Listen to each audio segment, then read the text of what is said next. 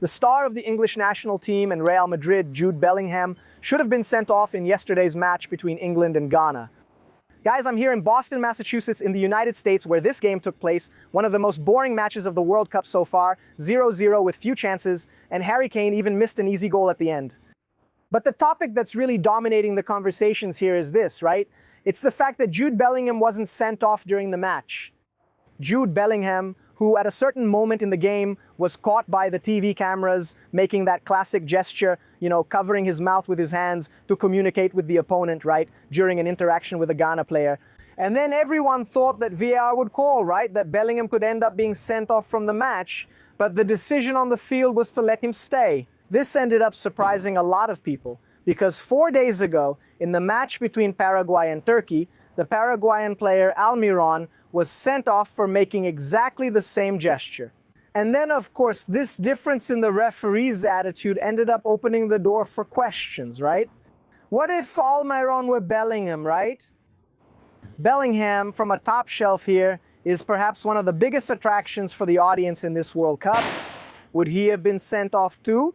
Or did the refereeing end up using a different standard because we're talking about a player of the caliber, right? Of the stature of Jude Bellingham.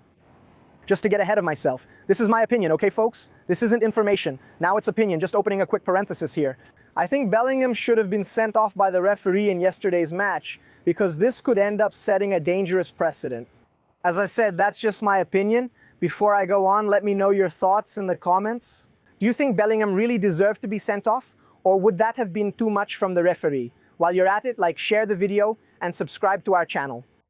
So let's remember, what law is this, right? This law was created after Vinicius Jr. reported that he had been suffering racist and prejudiced insults from players during matches. From opponents who would cover their mouths, whether with their hands, with their shirts, with their uniforms, so they could say these racist insults against Vinny and get away with it, right?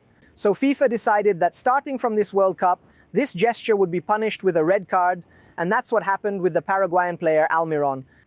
But now, after this refereeing controversy in the England game, the head of refereeing at FIFA, the former Italian referee Collina, I'm sure you must remember him, he came up with an explanation that didn't convince everyone, right? He said the following, that Bellingham wasn't sent off because he covered his mouth at the moment when he was having a conversation and not an argument, a hostile act against the Ghana player. And that's where, in my opinion, the danger lies, because who is going to define what is a conversation and what is an argument? At what point, right, does an on-field conversation where emotions are usually running high, it's normal, it's part of the football environment, at what point does a conversation turn into an argument? Who is this person who will decide at what point a statement becomes a hostile statement? Especially considering that the player is covering his mouth with his hands precisely so that what he's saying can't be seen. So in my opinion, FIFA got it right by creating this rule, the Vinicius Jr. protocol, but they end up rushing things by adding an interpretive, subjective element to the application of this rule. For me, I repeat, Jude Bellingham should have been sent off in yesterday's match against Ghana. And this same measure, this same strictness, in my opinion, should be applied to any player, regardless of who they are, whether it's Almiron or Bellingham. Anyway, it's a law that shouldn't, in my opinion, again, follow subjective criteria. But I want to know from you, do you agree with the Vinicius Jr. law?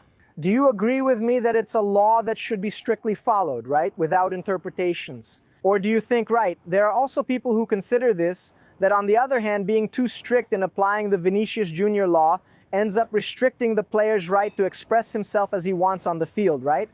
Do you think the player has the right, in a football environment to cover his mouth, to say something, to communicate on the field, to talk to the opponent? Share your thoughts in the comments, and don't forget to like, share, and subscribe.